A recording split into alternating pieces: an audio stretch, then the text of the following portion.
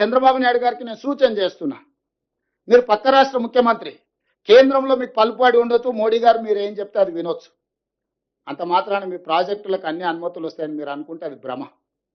అట్లాంటి వాటికి అవకాశం లేదు. తెలంగాణ రాష్ట్ర ప్రజలకు ప్రయోజనాలు కాపాడుకోవడానికి అవసరమైన ప్రణాళిక, వ్యూహరచన స్పష్టంగా ఉన్నది. మేము ఈరోజు వివిధ రాజ్యాంగబద్ధమైన సంస్థలకు మేము ఫిర్యాదులు చేస్తున్నాము.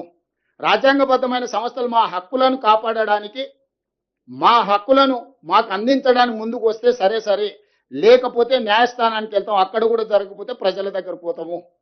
అంతిమ నిర్ణేతలు ప్రజల దగ్గర కూడా వెళ్తాము. ఇలా ప్రాజెక్టులు పూర్తి చేయడానికి ఖర్చు పెడతామంటే నిధులు లేవు, నీళ్ళు ఆగుతలేవు, అవి కిందికి పోతూనే ఉన్నాయి. ఇగో కింద నీళ్లు ఉన్నాయి కదా, నేను ఎత్తుకపోతాను, ఆయన తయారైండు. అయితే గీతే ఎవరినైనా శిక్షించాలంటే చంద్రశేఖరరావు గారిని, హరీష్ రావు గారిని శిక్షించాలి.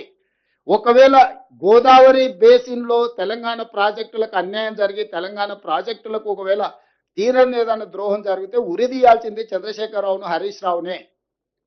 సర్వ పాపాలు చేసింది మీరు, పాపాల భైరవులు మీరు, తెలంగాణకు అన్యాయం చేసింది మీరు.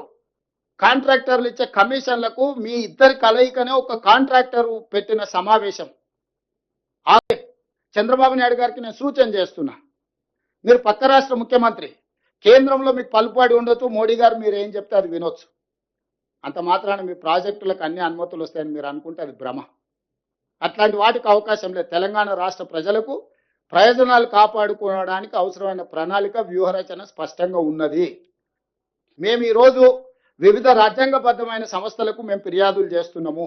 రాజ్యాంగబద్ధమైన సంస్థలు మా హక్కులను కాపాడడానికి, మా హక్కులను మాకు అందించడానికి ముందుకు వస్తే సరే, లేకపోతే న్యాయస్థానానికి వెళ్తాం. అక్కడ కూడా జరగకపోతే ప్రజల దగ్గర పోతాము. అంతిమ నిర్ణేతలు ప్రజల దగ్గర కూడా వెళ్తాము. మేడిగడ్డ కుప్పగూలింది, ఏమవుతుందా, ఓ పిల్లర్ గుంగిపోతే ఏమవుతుంది, ప్రాజెక్ట్ అంతుంది కదా అంటారు. హరీష్ రావు గారు, నీ గుండెకాయ ఊడవిక్తే నీకు తెలుస్తా. మొత్తం బాడెంత 6 అడుగులు ఉన్నావు, గుండె తీసి పక్కకు పెట్టు, నువ్వు ఉంటావో లేదో చూద్దాం.